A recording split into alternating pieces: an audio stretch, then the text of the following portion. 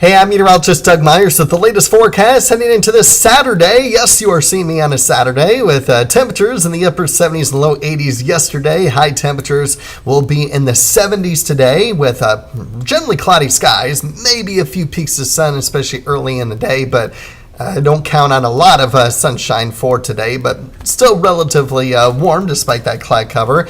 And then here comes a taste of fall tonight. Upper 30s and low 40s for several areas across northeast Kansas.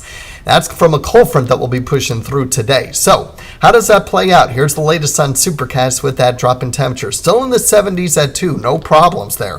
5 o'clock, we still have several areas mild in the 70s. Starting to cool down in north central Kansas, but once that sun starts to get a little bit closer to sunset, right around sunset at 7 p.m., mid 50s to low 60s for many spots, and a few mid 60s as well. But that's where we're going to start to really notice that big difference in that drop in temperatures between 5 and 7 o'clock, and then continue to cool down with most areas still in the mid 50s by 10 o'clock.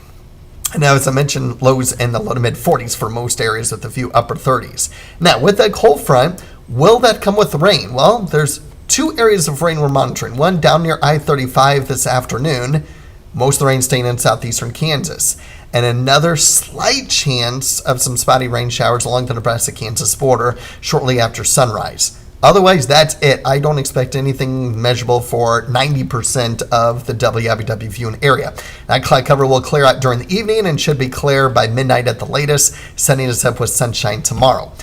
It's going to come with some strong winds, though. By noon, we're still okay with wind gusts, but as we head into the afternoon, you'll notice that as that frontal boundary pushes into the area, we increase those winds. Still not terrible at 2 o'clock, but once we get closer to 3, 4 o'clock, that's when we start to notice that increase in winds exceeding 30 miles per hour in north central Kansas at 4, and then for most areas exceeding 30 miles per hour by 6, especially from Topeka to the northwest, and then obviously continue to push down to the south with those strong winds. There's even a very, very narrow window that wind gusts could exceed 40 miles per hour for a brief period of time.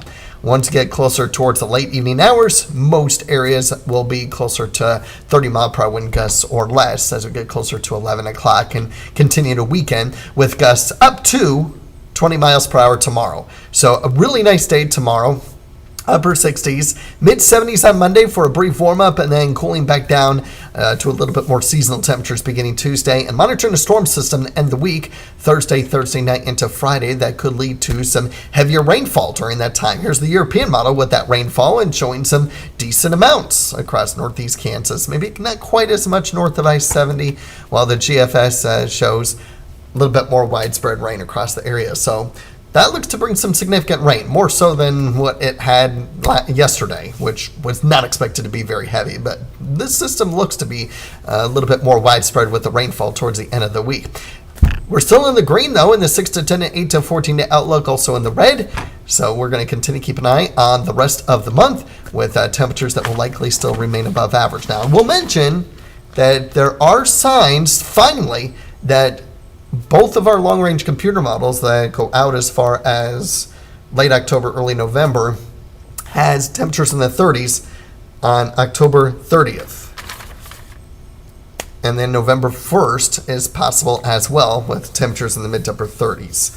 So we'll continue to keep an eye on that. Over the last couple days of October, first couple days of November, it's quite possible we might have, at the very least, our first frost. Maybe our first freeze early in the month of November. We'll see. In the meantime, have a great day. Be aware of the wind this afternoon and the nice temperatures that will be with us starting tomorrow.